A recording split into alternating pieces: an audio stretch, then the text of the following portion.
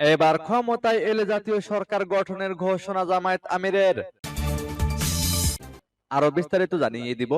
এদিকে খালেদা জিয়ার জন্য এয়ার অ্যাম্বুলেন্স আসছে আগামীকাল সকালে।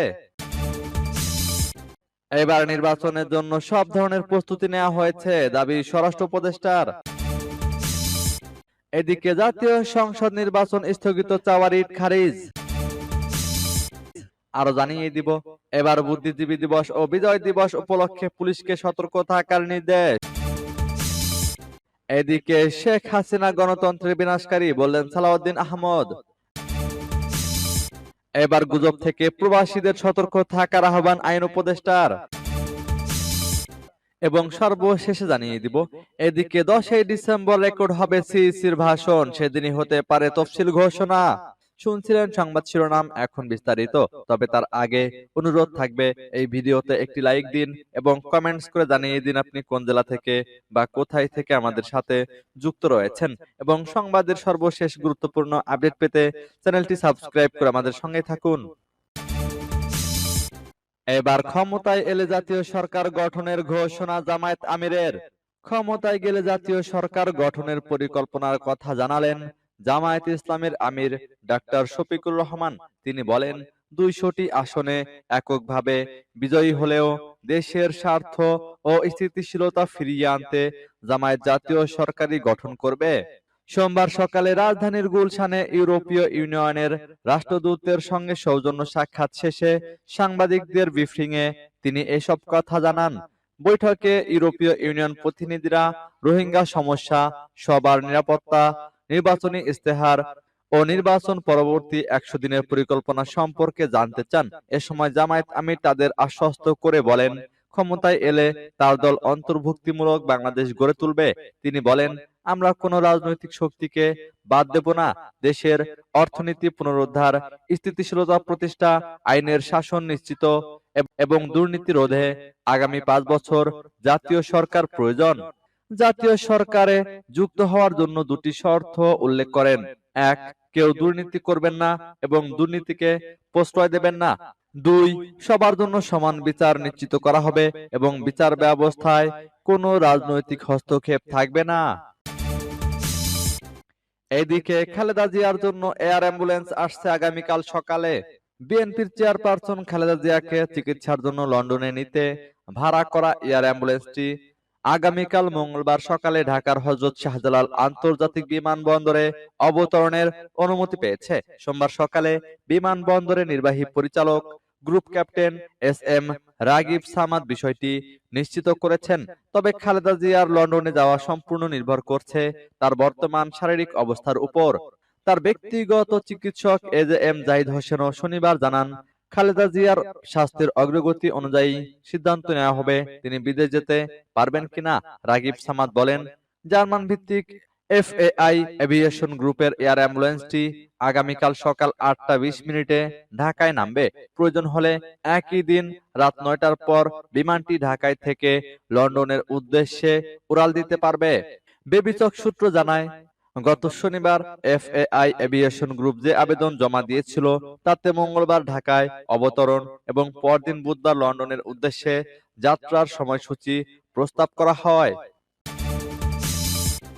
এবার নির্বাচনের জন্য সব ধরনের প্রস্তুতি নেওয়া হয়েছে বললেন স্বরাষ্ট্র উপদেষ্টা।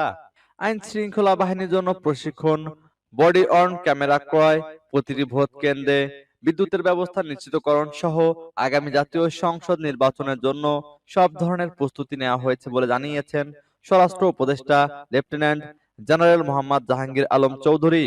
উপদেষ্টা সোমবার দুপুরে বাংলাদেশ সচিবালয় স্বরাষ্ট্র মন্ত্রণালয়ের সম্মেলন কক্ষে আইন শৃঙ্খলা সংক্রান্ত উপদেষ্টা পরিষদ কমিটির 17তম সভা শেষে সাংবাদিকদের ব্রিফিংকালে কথা বলেন।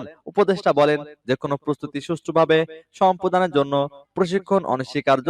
প্রশিক্ষণের কোনো বিকল্প নেই। তাই আমরা সুষ্ঠু, নিরপেক্ষ, নিরাপদ, অবাধ ও গ্রহণযোগ্য নির্বাচন অনুষ্ঠানে আইন শৃঙ্খলা বাহিনীর জন্য প্রশিক্ষণ চলমান রেখেছি, যা আগামী জানুয়ারিতে সম্পূর্ণ শেষ হবে। তিনি বলেন, এ নির্বাচনে ভোট গ্রহণের সময় 1 ঘন্টা বাড়ানো হয়েছে, যা সকাল 7টা 30 থেকে শুরু হয়ে বিকেল 4টা 30 পর্যন্ত চলবে। এদিকে জাতীয় সংসদ নির্বাচন স্থগিত চাওয়ার ইট খারিজ। আসন্ন ত্রয়োদশ জাতীয় সংসদ নির্বাচনের সব কার্যক্রম স্থগিত চেয়ে দায়ের করা রিট উত্থাপিত হয়নি মর্মে খারিজ করে দিয়েছেন হাইকোর্ট। সোমবার বিচারপতি সিকদার মাহমুদুর রাজির নেতৃত্বাধীন হাইকোর্টে বেঞ্চে এই আদেশ দেন। আদালতে রিটের পক্ষে ছিলেন অ্যাডভোকেট খায়রুল ইসলাম। এর আগে ৩রা ডিসেম্বর আসন্ন ত্রয়োদশ জাতীয় সংসদ নির্বাচনের সব কার্যক্রম স্থগিত চেয়ে রিট দায়ের করা হয়। রিটে নির্বাহী বিভাগ থেকে নির্বাচন কমিশনের সচিব, রিটার্নিং কর্মকর্তা ও সহকারী রিটার্নিং কর্মকর্তা নিয়োগ অবৈধ ঘোষণা এবং ইলেকটোরাল সার্ভিস কমিশন গঠনের নির্দেশনা চাওয়া হয়েছে। রিটে রুল চাওয়া হয়েছে এবং রুলের নিষ্পত্তি না হওয়া পর্যন্ত আগামী জাতীয় সংসদ নির্বাচনের সব কার্যক্রম স্থগিত চাওয়া হয়েছে। নিবন্ধিত রাজনৈতিক দল বাংলাদেশ কংগ্রেসের মহাসচিব অ্যাডভোকেট ইয়ারুল ইসলাম এ রিট দায়ের করেন। প্রধান নির্বাচন কমিশনার সহ সংশ্লিষ্টদের রিটে বিবাদী করা হয়েছে। রিট আবেদনে নির্বাচনে জেলা উপজেলা নির্বাচন কর্মকর্তার পরিবর্তে জেলা প্রশাসক ও উপজেলা নির্বাহী অফিসারকে রিটার্নিং কর্মকর্তা ও সহকারী রিটার্নিং কর্মকর্তা হিসাবে দায়িত্ব দেওয়ার সিদ্ধান্ত কেন অবৈধ হবে না এ মর্মে রুল জারির আর্জি জানানো হয়। এবার বুদ্ধিজীবী দিবস ও বিজয় দিবস উপলক্ষে পুলিশকে সতর্ক থাকার নির্দেশ। আসন্ন শহীদ বুদ্ধিজীবী দিবস ও মহান বিজয় দিবস যথাযোগ্য মর্যাদায় উদযাপনে জাতীয় কর্মসূচিগুলো সুষ্ঠুভাবে বাস্তবায়নের লক্ষ্যে সার্বিক আইন শৃঙ্খলা ও ট্রাফিক ব্যবস্থাপনা সংক্রান্ত সমন্বয় সভা অনুষ্ঠিত হয়েছে। সোমবার সকালে ডিএমপি হেডকোয়ার্টার্সের সম্মেলন কক্ষে এ সমন্বয় সভা অনুষ্ঠিত হয়। সমন্বয় সভার শুরুতে ডিএমপির যুগ্ম police commissioner Mohammad Shahidullah power point প্রেজেন্টেশনের মাধ্যমে আসন্ন শহীদ বুদ্ধিজীবী দিবস ও মহান বিজয় দিবস উপলক্ষে গৃহীত সার্বিক নিরাপত্তা পরিকল্পনা উত্থাপন করেন। এরপর দিবস দুটি নিরাপত্তা নিশ্চিত করতে সমন্বয় সভায় উপস্থিত বিভিন্ন গোয়েন্দা সংস্থার প্রতিনিধিরা, স্বরাষ্ট্র মন্ত্রণালয়ের জননিরাপত্তা ও সুরক্ষা সেবা বিভাগের প্রতিনিধি, মুক্তিযুদ্ধ বিষয়ক মন্ত্রণালয়, স্বাস্থ্য অধিদপ্তর, ঢাকা উত্তর ও দক্ষিণ সিটি কর্পোরেশন, ঢাকা ওয়াসা, ফায়ার সার্ভিস সহ সরকারের বিভিন্ন সেবামূলক প্রতিষ্ঠানের প্রতিনিধি এবং ডিএমপির ঊর্ধ্বতন কর্মকর্তারা মূল্যবান মতামত ও পরামর্শ প্রদান করেন। এদিকে শেখ হাসিনা গণতন্ত্রের বিনাশকারী বললেন সালাউদ্দিন আহমদ। বিএনপির স্থায়ী কমিটির সদস্য সালাউদ্দিন আহমদ বলেছেন, পলাতক শেখ হাসিনা গণতন্ত্রের বিনাশকারী। গণতন্ত্রকামী জনতার দীর্ঘ রক্তাক্ত সংগ্রামে আওয়ামী লীগ ক্ষমতা হারিয়ে পালাতে বাধ্য হয়েছে। দেশে এমন নির্বাচন প্রয়োজন যেখানে মানুষ ফ্যাসিবাদের বিরুদ্ধে স্পষ্ট অবস্থান নেবে এবং বিএনপির নেতৃত্বে একটি শক্তিশালী সাম্য ভিত্তিক গণতান্ত্রিক রাষ্ট্র গড়ে উঠবে।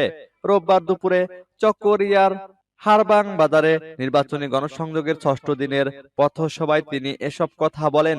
সালাউদ্দিন আহমদ বলেন, কক্সবাজারে দেশের একমাত্র গভীর সমুদ্র বন্দর নির্মাণের উদ্যোগ বিএনপির আমলে শুরু হয়েছিল এবং আগামী ১ থেকে ১.৫ বছরের মধ্যে বন্দরটি সম্পূর্ণভাবে চালু হবে। এখন ৬ লেন মহাসড়ক নির্মাণ অপরিহার্য হয়ে উঠবে। তাই বিএনপি সরকার গঠন করলে কক্সবাজার চট্টগ্রাম মহাসড়ক ৬ লেনে উন্নীত করাকে অগ্রাধিকার দেওয়া হবে। প্রথম উন্নয়ন প্রকল্প হবে এ মহাসড়কটিকে ৬ লেনে উন্নীত করা।